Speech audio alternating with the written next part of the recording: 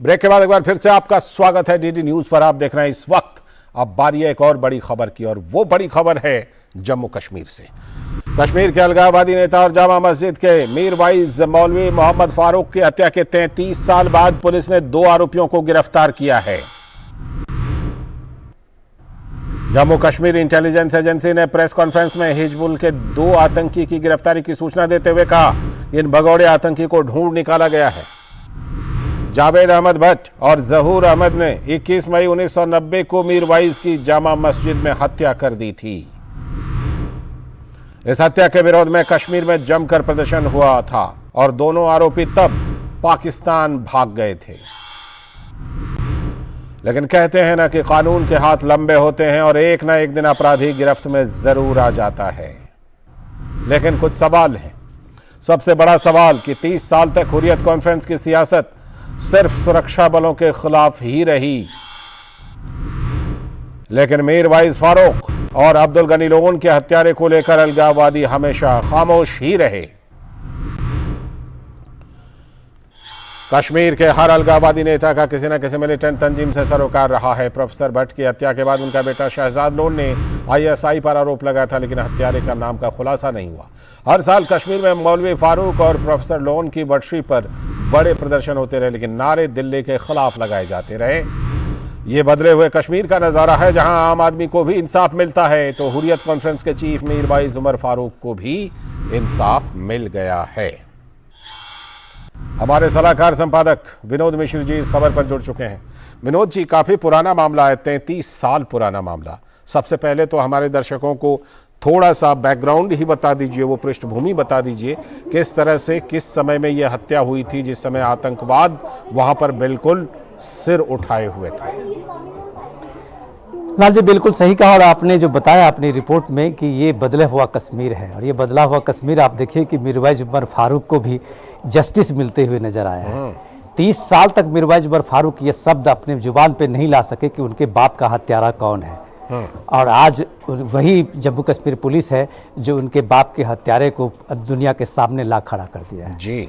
तो ये बदला हुआ कश्मीर इसलिए है कि आप इस बात को देखिए कि जो पॉलिटिकल नैरेटिव्स में चाहे वो अलगाववादी नेता फंसे हो, और उसी पॉलिटिकल नैरेटिव्स को लेके वहाँ के जो मेन स्ट्रीम पॉलिटिकल पार्टीज फंसी पड़ी हो, तो उससे कम से कम आर्टिकल 370 के हटने के बाद ये एक रास्ता तय हुआ कि जब कानून का राज होगा और जो इस देश का कानून है वो वहाँ पे लागू होगा, तो डेफिनेटली जब इसमें जो अपराधी हैं वो कहीं भी होंगे तो वो जरूर कानून के गिरफ्त में होंगे।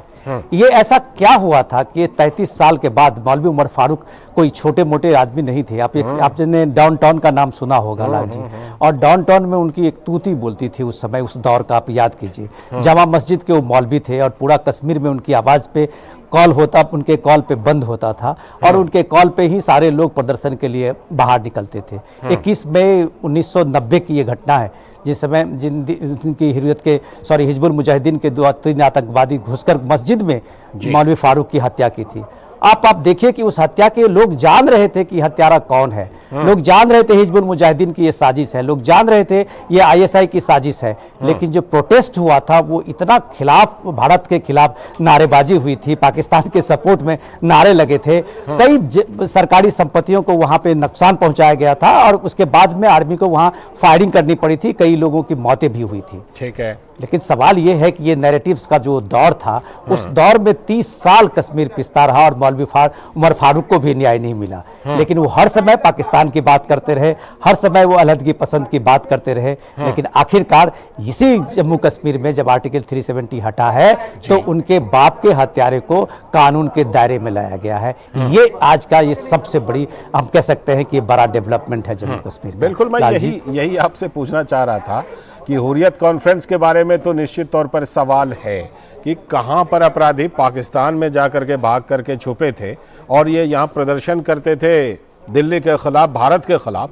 लेकिन निजी तौर पर मीरवाइज उमर फारूक, उनका इस पूरे मामले पर, क्योंकि उनके वालिद का मामला था, उनके वालिद को उस तरह से कत्ल किया गया था, उनका किस तरह से इस मामले में उनकी प्रतिक्रिया रही है?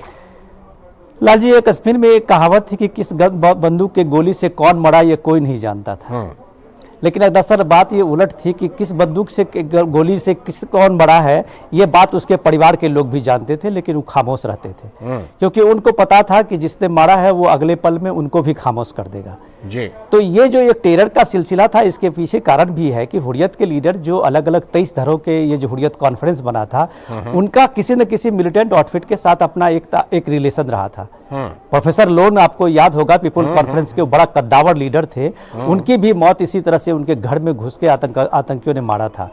लेकिन अब शहजाद लोन जब इस बात को मीडिया के सामने में रखा और आक्रोश में बोला कि ये ISI के लोगों ने मारा है, ये हिजबुल के लोगों ने मारा है, तो वो सैयद अली शाह गिलानी और बाकी सारे जो हुर्रियत के लोग थे, उन्होंने शहजाद लोन का विरोध किया था, क्योंकि उस समय में अब्दुल गनी लोन, प्रोफेसर लोन हुर्रियत कॉन्फ्रेंस के अध्यक्ष थे।